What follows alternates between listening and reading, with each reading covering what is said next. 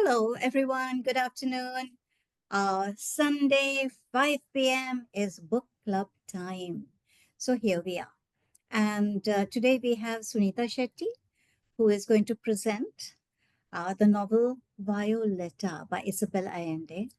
Now, Isabel Allende, I believe, is one of the world's most sold authors. Huh, Sunita? That's so, I believe. And she is certainly so readable, so very, very readable. So I'm really looking forward to hearing about this book. And I am going to ask Sunita later whether she found the book more significant as a personal saga or as a history of a subcontinent. In what avatar, does she see the book? All right, so over to you, Sunita. Violetta. Right. Thank you so much, everybody, for being Yeah. here. I just have a couple of slides more just to. So that's I'm hoping everybody can see the screen. Yeah. So that's the cover of the book. And you can see it was New York Times bestseller, been on the list of many groups of it selling extremely well. And that's Isabel Allende for you. For the uninitiated, I think this is my third Allende book that I am reviewing at the book club. So you know that I love Allende. It had been, I think it was about 5 years ago when we were on a holiday to Argentina and Chile that I picked up Allende. I had never read her before, although she started writing in 1982. But because I was going to the country, I wanted to read an author from the country, and that is a first name. I mean, Pablo Neruda and Isabel Allende are the first things that'll pop up when you do a search for writers in Chile.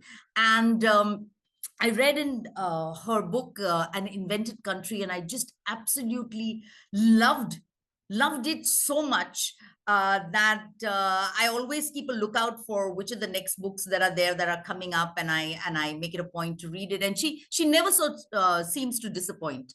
I did Long Petal by the Sea that she wrote, and then of course now Violeta. So I've really enjoyed that. I was just telling.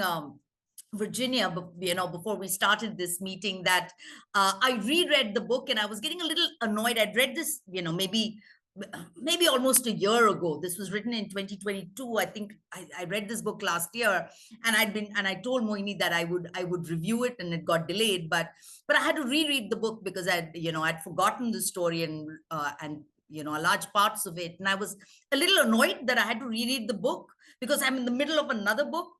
But I have so enjoyed rereading it as well. I mean, I enjoyed it the first time when I read it, and I've enjoyed rereading it because that's the kind of author that she is.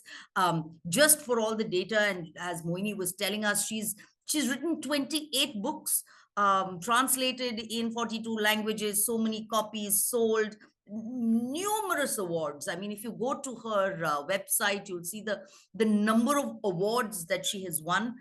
She was born in Peru, and she now lives in the United States and is a US citizen.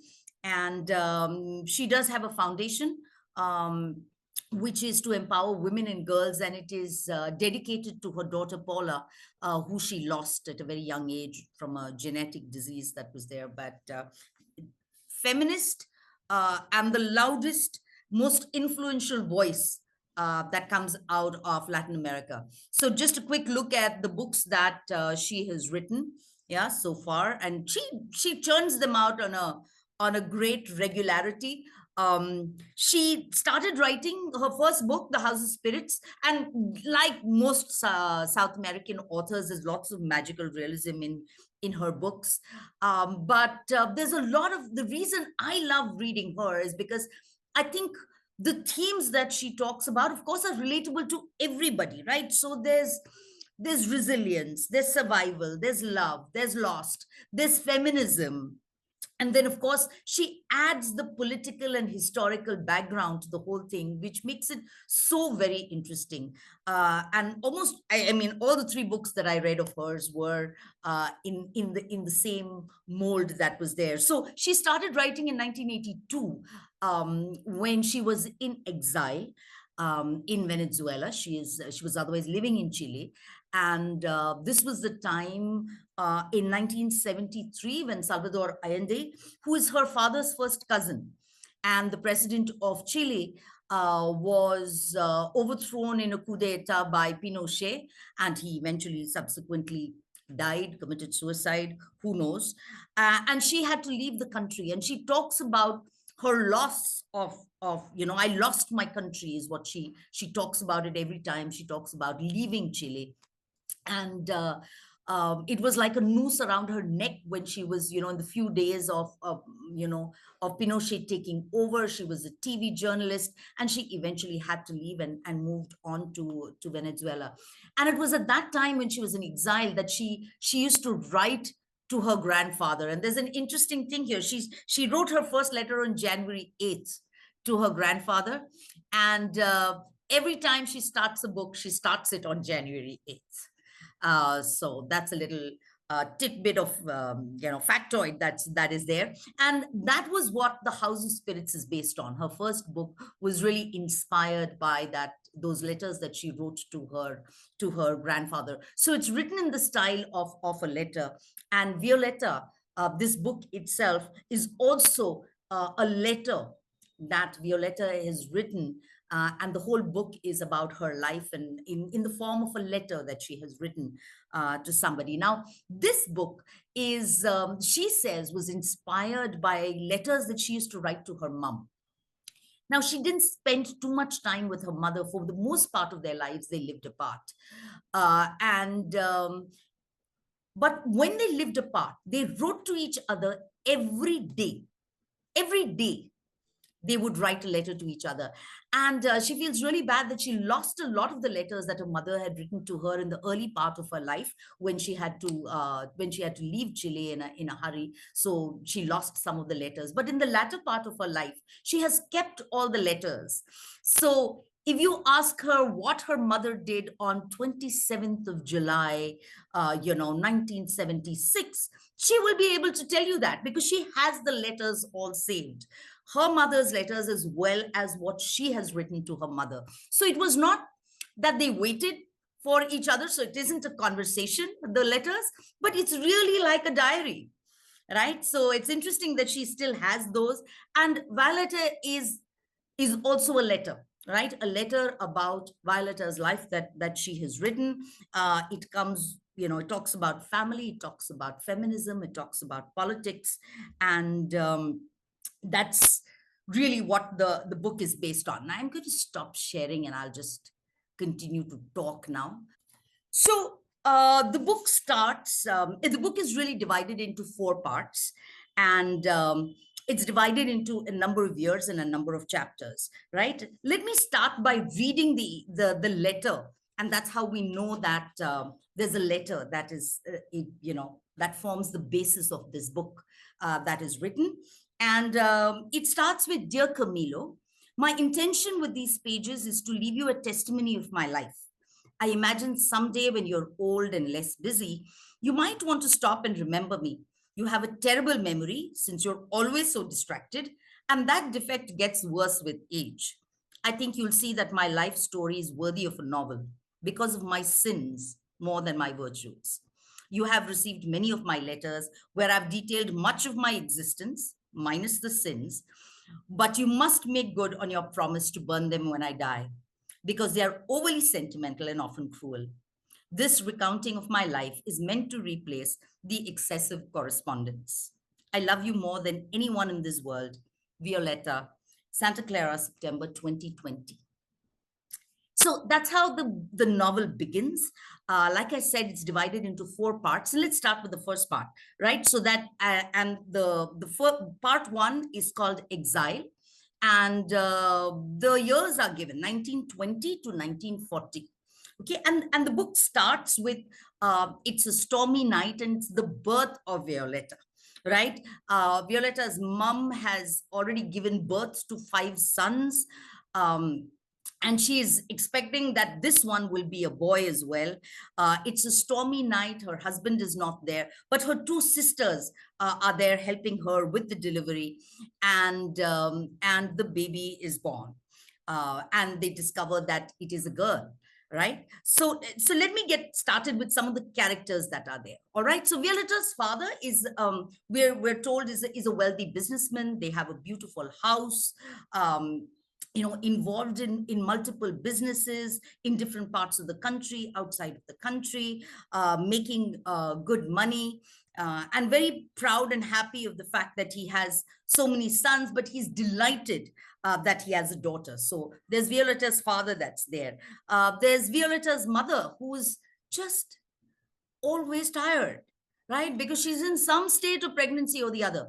She's either pregnant, giving birth, losing a baby, postpartum, going through depression. So she's just lost all. Much as she's a very beautiful young lady, but she's just lost all enthusiasm for life. Because she's the wife of a businessman, she goes out with him and she socializes, but she tries to keep it to the minimum because she's just always so tired. And that is there. Now, the mother's two sisters, yeah, Pia and Pilar, she has two sisters who are unmarried. So the spinster sisters stay with her and help her. They're both very, very interesting characters, and they does a great job. She always does a great job of her characterization of all the people that are there in the story. Then there is an important character who's Jose Antonio, and Jose is Violeta's eldest brother, right? He's 17 years old already, and he plays a very, very important part in the story. He's there throughout the story, and we'll go through that. So Jose is 17 when Violeta is born. The other character that we're introduced to in this part is a governess, Josephine Taylor. And the reason they have a governess is really for Violeta. Now, Violeta is, when she's born, she's the only daughter, and she is spoiled rotten by everybody, by the father, by the mother, by the aunts, everybody in the house. So she is, she throws a tantrum. She refuses to do things on her own. She has to be fed. She sleeps with her mother.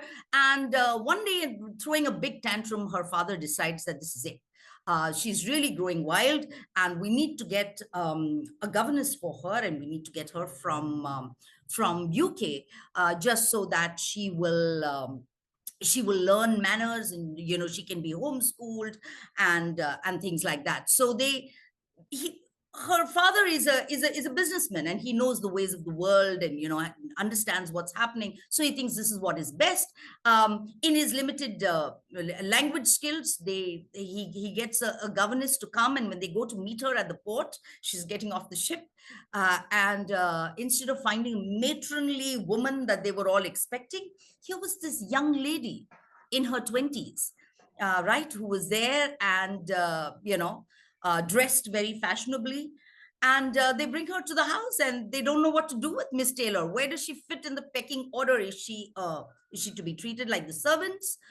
Is she to eat food with us? What happens? But Miss Taylor, I want to tell you, it just, from the day she arrives, takes charge of Violeta.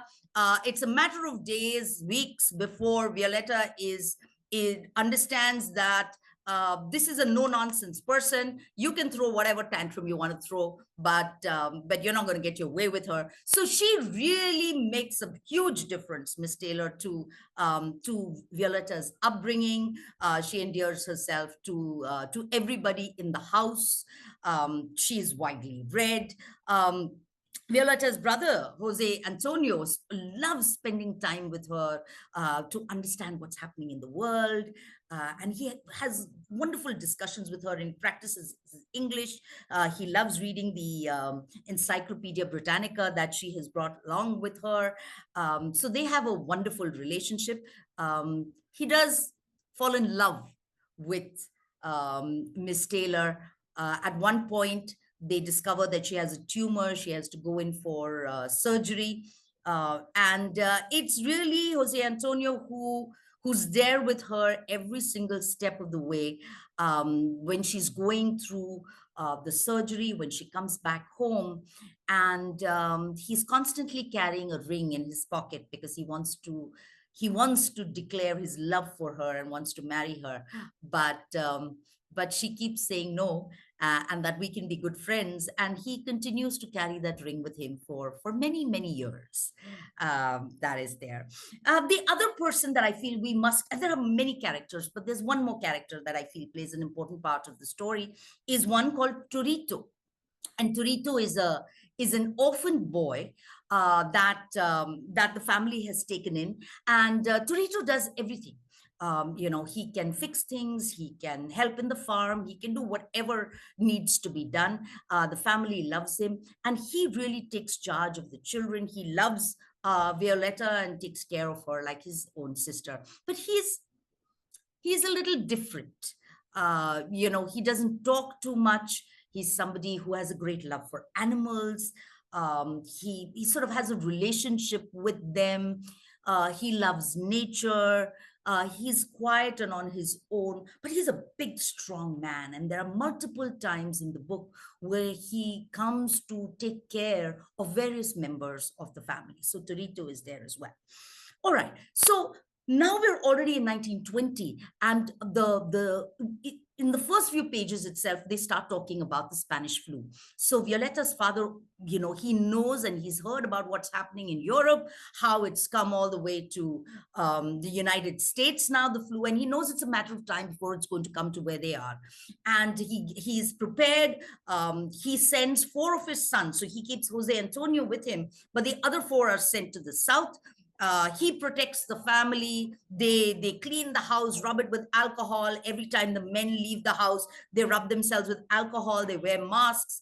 You read it and you realize it's so much like what happened during COVID over here. So very, very similar was the situation over there. And father was very, very particular to keep everybody indoors and stop people from coming in. He in fact bought himself a gun to make sure that people weren't going to come in to loot the house, because it was very, very difficult times over there.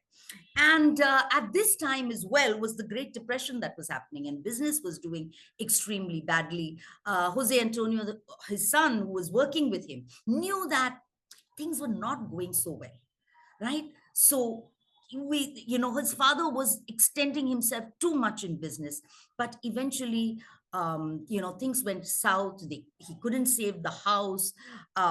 He knew that he was in big debt. And Violeta, who was 6 years old at that time, walks one day into her father's study to find her father lying on the ground with a bullet through his head. He had killed himself.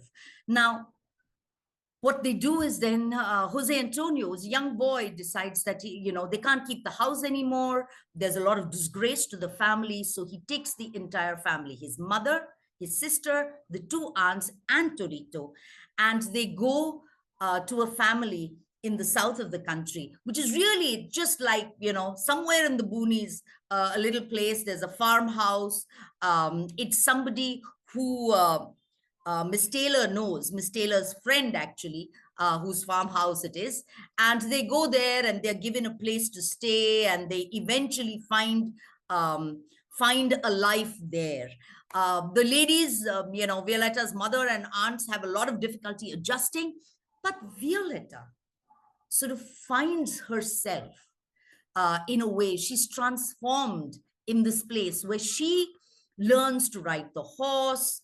She takes care of the cattle. She knows how to look after the rabbits. There are a couple of teachers there, and they take her under her wing, so she goes with them to be able to teach in different schools. So she becomes worldly wise in a way. This is the place that teaches her to become worldly wise.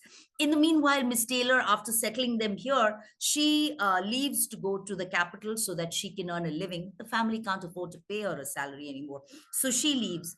And Jose Antonio, after settling his family, decides to move to another city where he starts a business of building, prefabricated houses, along with one of his father's colleagues that is there. And that business starts looking up.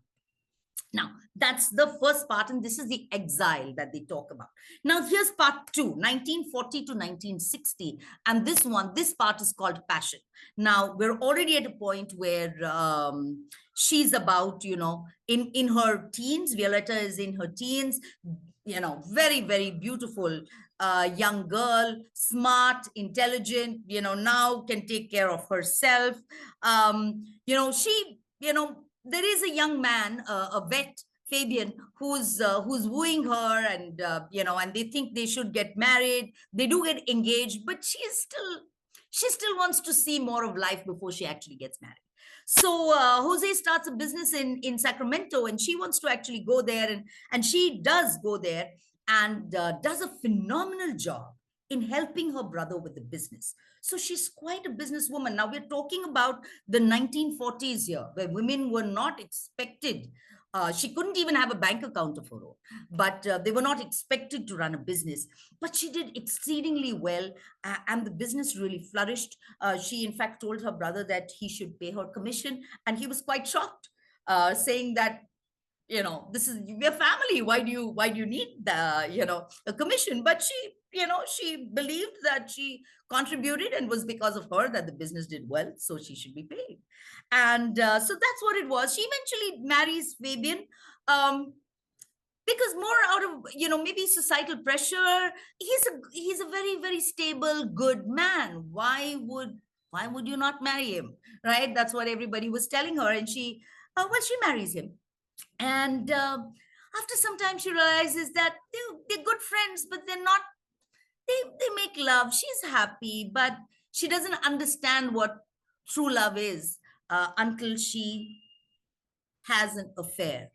And one day in her mother-in-law's hotel, she bumps into a gentleman called Julian. Julian is how we would pronounce it. And Julian is this wickedly handsome man. And like many of us will know, that wickedly handsome men are often trouble. And this one was big trouble. But she falls madly in love with him. In fact, it was love at first sight. They just, the moment they set eyes on each other, there's, all kinds of sparks that go off, and they have an affair. She walks out on her marriage, and she then wants Fabian to annul the marriage. There wasn't divorce at that time, and he refuses to do that. He just refuses. He keeps thinking that she will one day come to her senses and come back. And it's been 3 years since she was married to Fabian. They had no children, but she decides not to do it. It's an interesting conversation there, where she comes back and she tells her brother about it.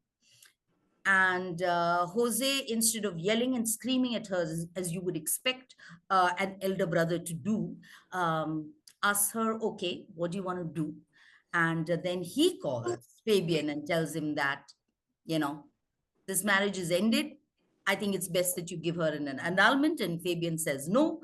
And then then Jose calls Julian and says, so what do you plan to do? And the two of them now, because there's no annulment, they can't get married. But Julian and she are madly in love. They have a baby, Juan Martin. And Juan, is Julian is so happy that he has a baby boy, and he wants that boy to be like him, a war hero, that he wants him to learn horse riding and shooting, and wants to take him to the bar when he goes to the bar. And Julian is and Juan, sorry, is just a very quiet boy. He doesn't want to do all this, and as the story goes by, we realize that he has a very, very difficult relationship with his father, because he doesn't live up to his father's expectations. Julian, in the meanwhile, starts a he's a pilot.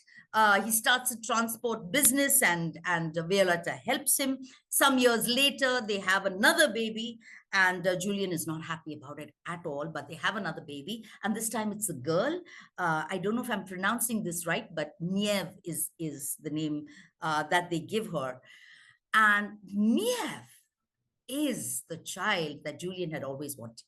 Right? She just adored her father. Father adored her. She loved playing every sport, did everything that the father wanted her to do. So he just spoilt her rotten. It's very difficult, and there's a point where you almost think that she's such a bad child, she's just spoiled rotten. But there's one incident in 1960 where the grand earthquake happens, and they show how Niev shows her true her character, where she goes into a burning house and saves somebody. So there's not all that's bad about Niev. Anyway, this portion of the book, of the book sort of ends with Fabian eventually giving the annulment and allowing Violetta to marry Julian. But by now, the relationship is in bad shape. She knows that he's having multiple affairs. He's physically violent with her. He's angry with her that she is so successful as a business person. So things are falling apart. And much as for all the years that they were not married, she was waiting to be married. When the annulment finally comes, she doesn't care less about what happens. Okay. We now come to the third part, and this is called absence. 1960 to 1983. And this is really talks about the children. Niev grows up. When she's 6 years old itself, her father has moved to Miami. So Julian has moved there. He owns this transport business. He's involved with the mafia. Lots of things to do with the Cuban Revolution that's happening. He's doing. There are suitcases of cash that come to his house. So there's plenty of wrongdoing that's happening. And Violetta knows about it, right? She keeps the business accounts, all correct, and then there's a second part of the accounts which is all black. But the relationship is estranged. He's moved to Miami, and he takes Niev with him to Miami at one point. And she loves staying there because her father is just doting on her. He, allows her to put on makeup, go and takes her to the bars, shows her the life that there is. And she, as she grows up and becomes a teenager, you can imagine that this is all not working out well. Very often Violetta visits them in Miami, but she's very unhappy to see how her daughter is turning out, but there's nothing she can do. Her daughter refuses to listen to her. At some point, Niev, is heavily into drugs. She runs away from home. Julian, her father, hires a detective just to make sure that she's all right, make sure that she has enough food to eat, because she's run away with some guy and she refuses to come back. So he just wants to make sure that she's doing all right. The detective can't find her at some point in time, and eventually when they find her, they take her to the hospital. They find out that she's had multiple abortions, she's malnutrition, suffers from osteoporosis, has stomach ulcers, venereal diseases, in terrible shape. But she is pregnant. And at this point, the detective calls Violetta and tells her to come to the United States, and tells her that he hasn't told Julian about this because the daughter, Niev, has told him, please don't tell my father. He's capable of anything. She believes that it was her father that killed her boyfriend. So she's very scared of her father now. Her mother comes there, and they spend many months together during the pregnancy, and a little baby boy is born, and that is Camilo. Yeah, we now know that Camilo is Violetta's grandson, the person to whom she has written this letter. And unfortunately, she doesn't survive. Niev dies giving birth to her son, and Violetta now has the boy with her, and she has to take him back to the country where she comes from, to South America. And they will not allow it, right? The authorities will not allow it unless they get permission from, the father or the mother, or or she'll have to speak to Julian, who's a US citizen, and she doesn't want to tell Julian so far. So Roy, the detective who's there, by now she and Violeta and Roy have become very, very close, spending time with Niev, and they are in a relationship. And Roy tells her that he will sign as the father of the child, and he will give permission to the grandmother to take the child out of the country. And that's how Violeta takes Camilo back to South America to take care of him. Now that's Niev's story. Now, what about her son, Yuan Martin? Now, Yuan Martin is a very studious child. He's been studying history and philosophy, but he's also a student leader because there's so much that's happening in the country, and there are there's a socialist government that's there that's been toppled. We've now got a dictator that's taken over, and the students are protesting on the street, and it's being led by Yuan. Yuan at one time the police are looking for him to be arrested, and he comes back in hiding to the farmhouse, and it is Torito. You remember Torito, right? He's the orphan who the family had taken into, and Torito has him disguised as a woman, and he tells Violeta, "Don't worry, I will take your son across the border so he will be safe." And he takes Torito, but Torito takes the boy, takes Yuan, and there is no news of both of them. At some point, the villagers come back and say that Torito was caught and he was killed, but there's no body. But a lot of them speak about it, so everybody's terribly sad that Torito is dead. But there's no news of Yuan. It's only 4 years later that Violeta gets news that her son is in Buenos Aires. He's now a journalist. But eventually he falls in love with a girl, gets into trouble because that girl is in trouble, and then he makes his way to Norway and lives in Norway. Yuan then gets married there, has 2 children, and Violeta finds that out. She goes to Norway, she meets her son, but she finds that there is no relationship, that it's best this way. Her son doesn't believe that he belongs to his country. He's happier in his adopted country. And that's the way it is. The only relationship they have is whenever he comes or whenever she goes. But she doesn't have any real relationship with her son. All right. Then we come to part 4, which is called Rebirth. And Rebirth is from 1983 to 2020. And now we are at a point where Violeta is with the baby, with Camito. She moves to the capital city so she can educate him well. I mean, years have passed now. She continues to do exceedingly well in her business, but she's called back once to the farm, to the south, to the farmhouse, because they say that they have found the bodies of men who were missing. And she goes there, and it is when there are only bones that are there, but there are also things that they find along with the bones. And she sees a wooden cross, and that wooden cross she knows belongs to Torito, because she had made that wooden cross for Torito, and she had etched her name on it and his name on it, so she knows it's him. And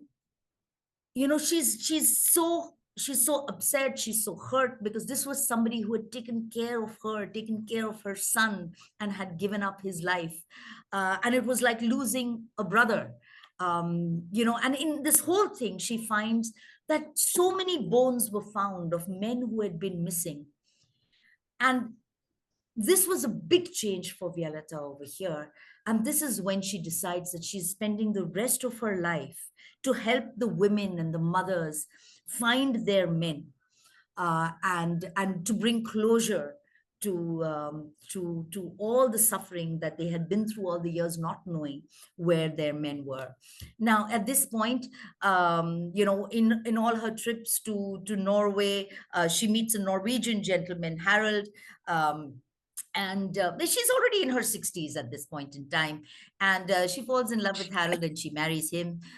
They have a good life together. Harold eventually is with, he dies before her, but it's a wonderful few years that they have. Now Camilo has been with her. He's a very, very naughty child. Yeah, she has the time of her life looking after him. She puts him in a boarding school, which is a very strict boarding school run by fathers. But he's constantly getting into trouble, and she's constantly being called. But eventually, the boy grows up, and he becomes a priest. Camilo becomes a priest. At some point in conversations with Camilo, she says, Camilo, I've not been a good mother to your mother, to Niev, or to Yuan Martin, but I feel proud that I have been a good mother to you. And we're now at 2020, which is, of course, all of us know the year which is the year of COVID. Violeta has, she's in her 100th year, and she is on her deathbed and writing this letter to Camilo. And I'll just read the end of the book, where it says, after a century, time is now slipping through my fingers. Where did those 100 years go? I can't confess to you, Camilo, you're my grandson. But if you like, you can absolve me of my sins, to put Etelvina at ease. Etelvina is her caretaker, at ease. Guiltless bodies flow lighter on the sidereal plane and turn to stardust. Godspeed, Camilo. Niev has come to get me. The sky is beautiful. That's how the book ends. So thank you, and I'll open this out for discussion now. Beautiful. Oh, lovely story. Beautiful story. Lovely story. I'm sure it's as involved and detailed and emotional as Long Petal by the Sea was. It is. It's got all the, like I said, the themes are there of love and loss, and, of resilience, of survival. And what is so beautiful, and I haven't brought so much of it in, is how she juxtaposes the whole political and historical events through it, which makes it so interesting. I mean, it's beautifully done. And I It's guess really that gives spread it over weight. several generations, actually 4-5 generations. So it's a full, landscape of politics, sociology, everything, Yeah. and family life. And I suppose the changing patterns in daily life, as well as what women can do, from what they couldn't do, what they're able to do. Yeah, she brings her feminist self into the book, right? So a lot of feminism about Violeta herself, running a business, doing things that were so different and not done at that time, leaving her husband, getting a divorce, marrying multiple times. So yeah, brings all those aspects in. This last bit that you spoke about, it reminded me of an absolutely fantastic film, Chilean film that I had seen called Nostalgia for the Light. And there is a desert in Chile. And this desert is supposed to be one of the driest parts in the world, an extremely dry desert, where you get to see the skies very, very clearly in ways you can't see anywhere else. And an astronomical lab is established there. And some major astronomers from Chile actually work there to see the stars and to analyze. And this is at a height. And at the bottom of those sandy hills, you have women searching for the bones and remains of their ancestors. So these two things happen parallelly, a kind of transcendence, illumination on the one side, and looking for bones of people who had been slaughtered by probably Pinochet. So it was happening simultaneously. And somehow what you were saying when you said that they were looking for things, those bones, that it reminded me of this absolutely extraordinary film. Yeah. Hope you can see it one day. Nostalgia for the Light. Can I ask a question? Hand up. Yeah. When I listened to the book, it was very nice. Of course, and Sunita, you really got the story out very concisely, which is not a easy task at all, but you got the essence out very well. Thanks a lot. I just wanted to say one thing, that I like the way that the story is, bookended by the plague, the Spanish flu, sorry, and by COVID. That is a very nice, and it so happened 1920 and 2020. So that was really good. I like the way that she has talked about, I think I like the way she's talked about the political situation and the way the country is evolving. The country doesn't have a name, by the way. That's so you don't know which country it is, but you know it's a South American country. So broadly, the same things are happening there. So I like the way that she's brought that about. I felt that I didn't get to know Violeta as a person as much as I got to know the country, of what happened in the country. I mean, I know what happened to her, but I didn't know so much about what she was. The only thing which she was very clear of, which I got out, she's a very passionate woman. And the part with Julian, the part where she was with Julian, that was something which, I mean, in that period of life, she was only about that. So that we got. I thought, I mean, I didn't get that so much the way I would have really liked to. I would have liked to know more about what she was thinking. Uh, I know her actions, but not so much her thoughts, not as much. The second thing which I thought maybe, Sunita, you might be able to tell me, is that the fact that Camilo becomes a priest is, I thought, very abrupt. Camilo was an atheist. He used to fight with the priests all the time about there is no God, and suddenly one day he goes out abroad and he becomes a priest. That transition, I thought, would have been explained about, because it's a very major transition, right? From totally, it's the opposite completely. So why did that happen? That I was not very clear about. The fact that Fabian gives her an annulment eventually is only because of economic reasons. She pays him, and that's why he gives her an annulment. Otherwise, he wouldn't have. I like the fact that she's very candid. The fact that she and Julian, actually, it was lust at first sight rather than love. And I think love for her came earlier. Love for Julian probably came a little bit later. And Julian is a very, uh, not a nice person at all. He's quite a rake, actually. Keeps using women left, right, and center. And it takes her a long, long time to, kind of say, fine, this is it. I shouldn't be with him, which again was something, as a strong woman and the one who was able to stand up to society and live with someone without marriage in that time. I thought she would have kind of, got her act together slightly earlier. Um, I mean, Jose, the brother, is, I think, too good to be true. He's, again, in that time and age, if your younger sister, who's like 17 years younger to you, so almost like you're a father figure in her life, and ever since she was 6, he has been her father, so to speak, comes to you and says, I'm just walking out of a marriage with somebody who I've just met, and I'm living with them in his house. To me, the brother would have not reacted so calmly and so rationally in those times. And with a South American temperament, I think that is something which, again, was a bit difficult. Yes. Other than that, I mean, I love the book. I like the book a lot. So I listened to it. I mean, it was a long, but I really listened to it. It was very, very nice. And I've read her, The Japanese Lover, earlier. So I do know she's a good writer. I like the fact also that I'm not so much into magical realism. So here it was to a minimum. So I like that a lot. That was the magical realism. So it was a good book for me to understand. Japanese Lover had a little bit of that, so I wasn't able to really relate so much to it.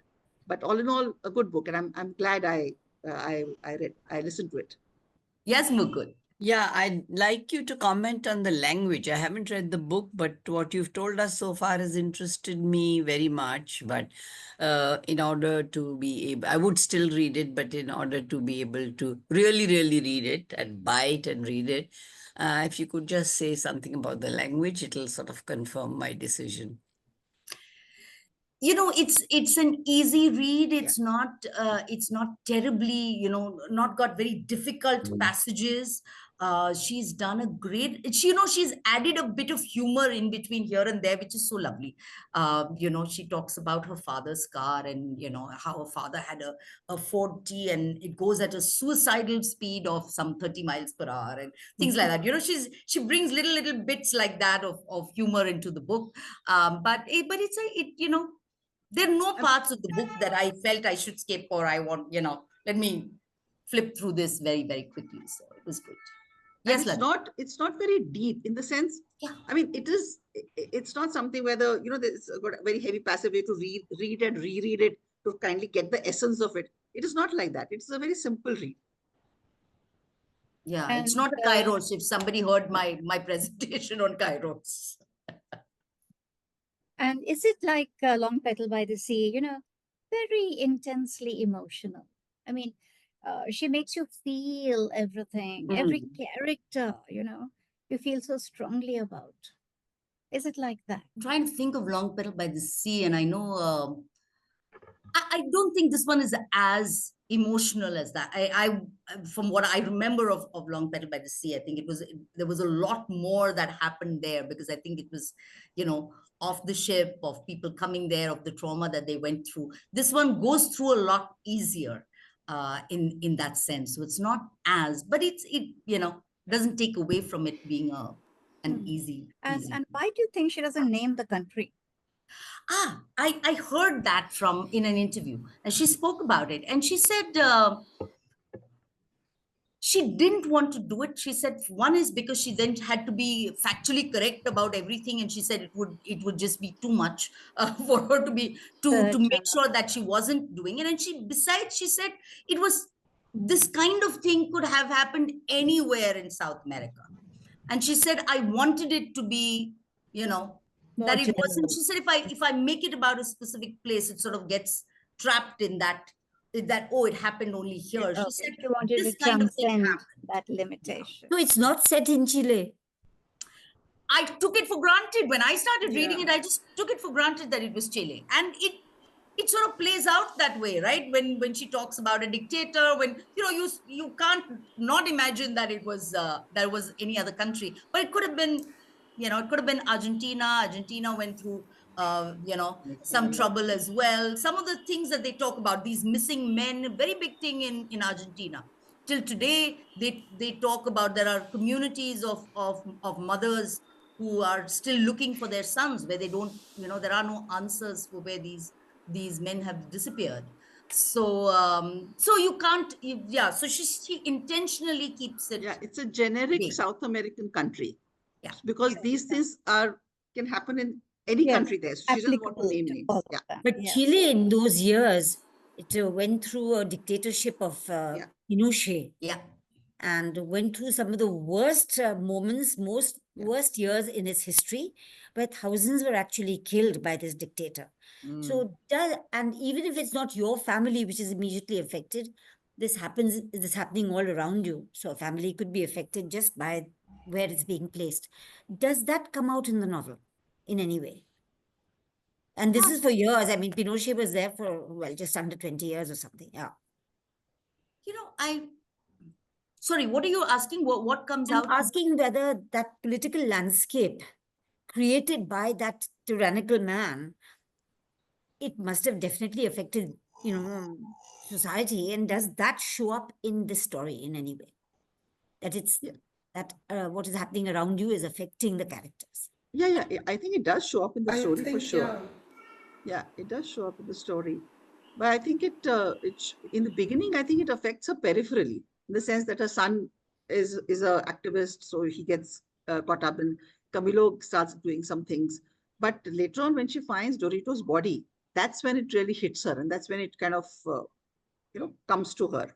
But she's chronicled what happens to the country as a whole. She has. Very well. Yeah. She has, and Also, in her she- interview, she also talks about the fact that Violeta, like other people in the country, don't take such active interest in what is happening in politics. They just sort of, until it hits them, until it comes home and affects them. That's when they sort of, and she shows that in the book in when it comes home to bother her. Yeah. Was this some kind of a biography? Is based on his real character or not? I was No, reading it's not a something. biography. No. Okay. It's inspired by multiple things. It's inspired by the letters she wrote to her mother. Julian is inspired by her second husband. who was exactly the same thing. And then she keeps talking about how women never leave these terrible men that are there in their life. She said, I should have left him a long time ago. So And he's brought into the book. So and, things like that. It's many and things. Julian has a string of women who are falling all over themselves. Amazing. And all accomplished and, well, go get a women. They all seem to have, I don't know, he just manages to string them along. Well, Sunita did call him wickedly handsome. The And he's a sort- pilot, so I Yeah, guess. he's a Problem with all these wickedly handsome men. Virginia, But what did you think of it? Yes, Give exactly. us your view. You have waited. So what did you You're on think? mute, Virginia. Presentation was wonderful. It really brought in all the different aspects of the book. It's just marvelous. I just think my one emotional reaction I had was I really didn't like her very much. I couldn't relate to her emotionally, but I was interested in her story and it was beautifully told. I'm glad I read it. Yeah, I was exasperated by her a little bit. I mean, if somebody who has the spunk to do so many things in life which were not done at that time, I thought she should have had a little bit more steel to get out of situations. But yeah, I didn't get to know her as much actually, more than exasperated. I felt if I'd known her, Yes, yes. I think that's the point because usually when you really get to know a person, you understand Yeah. the mistakes. yeah, you may because not understand- agree, but you understand. Yeah, you understand, Yeah. But if you don't, then it is probably because you haven't got to know her so well. Also, I found it odd that her father was so smart in terms of anticipating the Spanish flu, but he was totally clueless about the depression and the way he was overextending himself, and he wasn't listening to Jose at all. To the end that he just shot himself. I mean, her father had his high, and then suddenly zoop, he went down. In what I thought, I mean, he was such a smart man who was kind of putting everything together, and then he just kind of lost the plot, which again I thought was a bit, I mean, difficult to understand. True. Kavir, One thing Sunita mentioned the absence of divorce. I think in Roman Catholic things you cannot have a divorce. It has to only be an annulment is has to possible. be an annulment. Yeah. She also talked about the lesbian relationship between Miss Taylor and her friend, which again was something rare at that time. Again, I think she kind of glosses over a few things.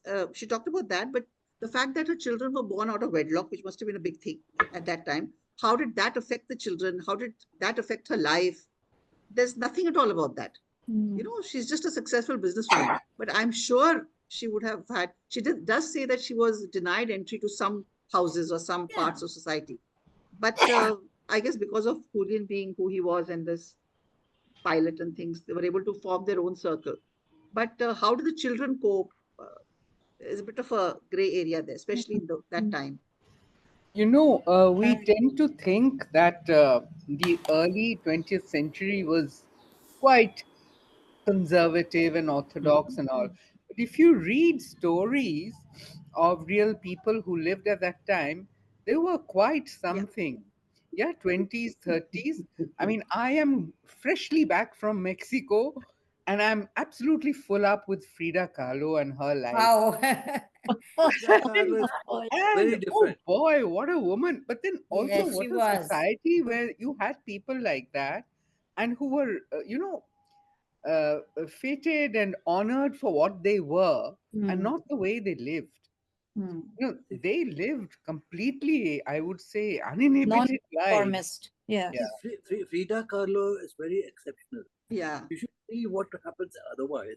Yes. Because the stories that come in from South America these days are horrendous. But you don't feel like working on TV when it comes on there.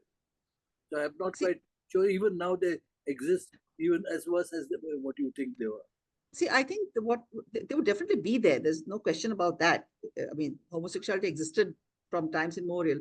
But again, as you said, and as Satish is saying, that because Frida Kahlo was who she was, you have to either be a genius or someone exceptional to kind of say, okay, go to hell, I'm just going to live the way I am. But for regular, normal people, It's not so easy Yeah, at all. No, and you need I'm to I conform. never have this Miss Taylor and I forget her friend's name. Teresa. Teresa, correct. They never acknowledged. Nobody acknowledged it at all. So they never said that we are together or anything like that. Nothing of that sort. It was just known. Mhm. That's all. So they couldn't kind of go together somewhere and say, okay, this is who we are. We are a couple.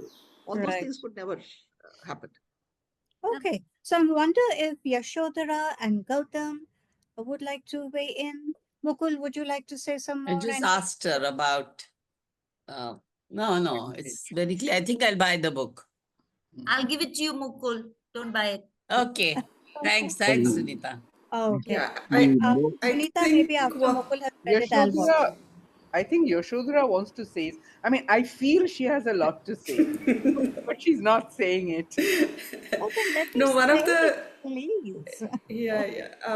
The one thing that I really loved about the book was the fact that it covers all these aspects and, about homosexuality, the war, the famine, the native people's struggles, and all of that. But it's not self-indulgent. It is. I think I'm probably also coming from a space of having read some recent younger generation readers who wallow in it. So this book doesn't, like, it says, okay, there was a famine out there. It didn't affect my family, matter of fact. Or somebody died, matter of fact. And probably a generational thing, or I don't know, but there was this, I liked it that it looked at life as something that is constantly happening. It wasn't like only good things, like she had money, she didn't have money, then she had money, and it was life. Could that also be because she's using such a long time span? Yes, it could She be. can She couldn't get into it. Yes, yeah. that could be It possible. was But the overall tone of the story, therefore, was not like depressing or at no point does she make you uh, feel like you should feel sorry for her. Even when her daughter dies, there is a sadness around that whole incident. But you're kind of viewing it from a distance and it doesn't depress you. I don't know how to explain it, but probably Yeah, it's because I think Sunita the can. part where her daughter dies, it is prefaced by the fact that she was able to spend some time with her and she was able to get to Right. know her. So you kind of remember that more More, yeah. rather than the Always fact focusing on the positive on the kind of. positives. And I think to Yeah. what Yashodhara said about it being, a matter of fact, I think it sounded to me like a very well made documentary, when you have something which chronicles things really well in an Chronicling interesting way. things, yes. It is not Hello? boring. It's not a boring documentary, but it's like Yeah. a very interesting. But no, this is Hello? what happened. So matter of fact. But Yeah. Yeah. I Hello? think that it's because the way I look at it, and Okay, I'm that coming. that it's chronicled this way is because she's very cleverly done it because she's writing a letter. Yeah. So I Right. feel True. it keeps with the theme of this whole Yeah. letter that Yeah. she is Yeah. writing Yeah. her life, that we wouldn't go so deep into, Correct. it keeps with that theme of that letter that she's writing to Yeah. her And dad. it's in This is first how I person. look It's a letter to her grandson. So maybe that's Correct. another reason why. uh, Yeah. Though if it's Yeah, in first there's a person, I would have distinct. expected more, but more, opening Yeah. up. Yeah. But maybe it's a grandson who's a priest, so she doesn't want to maybe give it all out. There's another book by I've forgotten the name now, but a very famous author. It's based in Cuba. It's called The Time of the Butterflies. It's about three or is it four sisters who grow up during the time of this the revolution when Fidel Castro comes in, and again similar kind of a situation and all. It's very interesting, and it's in the Yeah. pantheon of Spanish books to read. So I'm just wondering because there are some very interesting personalities there as the protagonists. It's by Maybe we could do Julia it sometime. Alvarez. Julia Alvarez.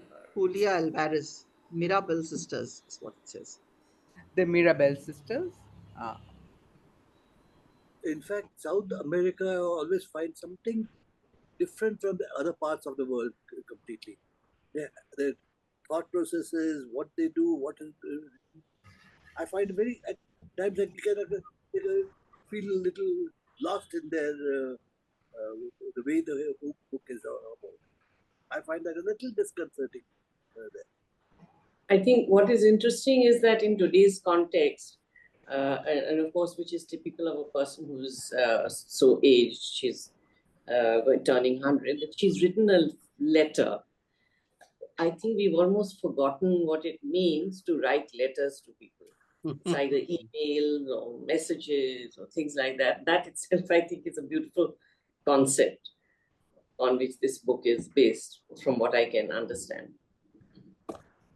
Okay, chalo Gautam, let's hear from you. I found the book, which is that it's been translated for maybe it's an excuse or something, but I found the writing style very ordinary. Yes, it's a story, and I've read only the first part of the 4-part book, but I find it's interesting for me to read it as to get the background or some fictionalized background or whatever we may call it of Chile or any South American country. But I've found that there was a lack of style, and there was nothing evocative of the writing, maybe because it's translated. Secondly, as a marketing tool, it's quite clever not to define the country or identify the country so that it's marketed across the South America in its original Spanish version.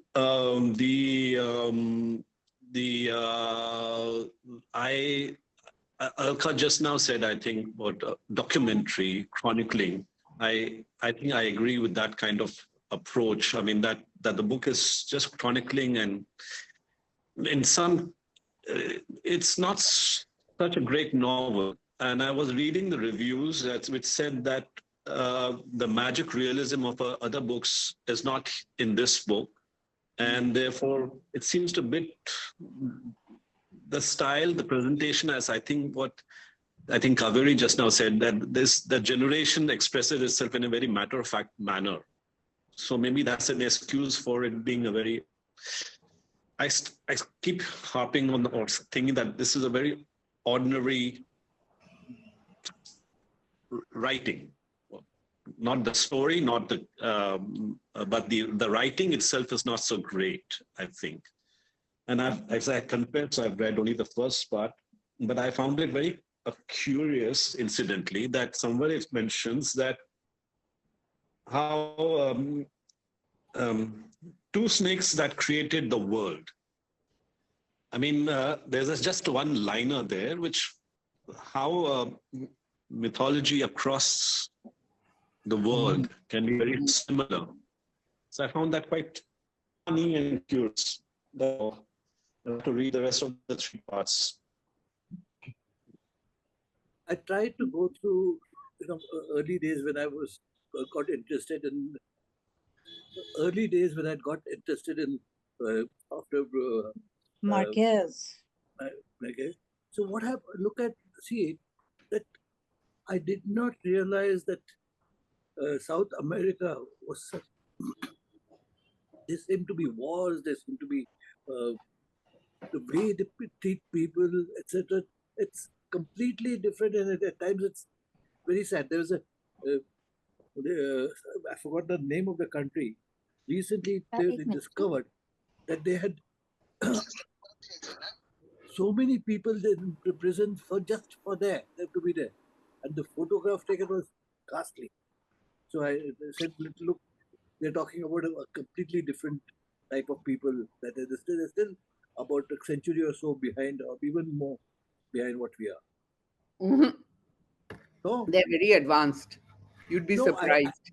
No, you're saying advanced in one way, but behind that is a different right.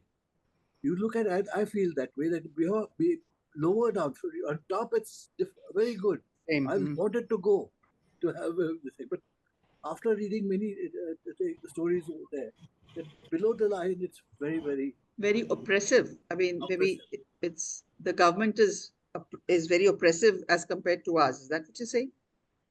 Yes. Who's the Alka? It's Alka here. But I would, Sunita, you have visited South America, and what was your take? So, I mean, we were the time we visited Chile. We were crossing the border when the protests happened 5 years ago. I think this must have been 5 years ago. So we were actually thinking about whether should we go to Chile, should we not go to Chile, and then of course, like good Indians, we all said, "Damn it, we've spent so much money on this ticket. We are not going back." Children these are not our children. Nobody's going to worry about us. We're going to go ahead. So we were in Chile when the protests were going on, and I sort of it resonated so much with the protests that she writes about in the book that Yuan, her son, goes through and stuff like that. So every day they at 4 o'clock everything would shut down in Chile, and everybody would get out in San Diego on the streets and be taking their pots and pans and banging it and going down. And we had nothing to do. I mean, because everything was shut at 4 o'clock. So among these hordes of Chileans who were walking towards the square were these bunch of Indians who also joined them. And, because they were protesting inequality of wealth, and we were cracking up because the people who were walking on the street were wearing Levi's jeans and Nike shoes. And we were thinking like, what are you talking about? That's the way the world is going to go, in fact. I mean, rather than being behind, I think they're advanced. The populace is... How interesting that you've been to Chile, Sunita.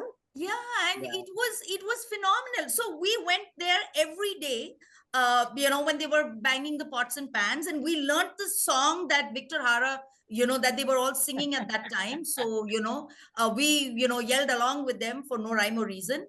And, but by day 3, it got worse. And there was a point where we knew that the protest, that by 4 o'clock everything would shut down, and we were having lunch. We were having a late lunch, and we said, come on, it's time to go. And we stepped out on a main boulevard, and there were these line of tanks that were there.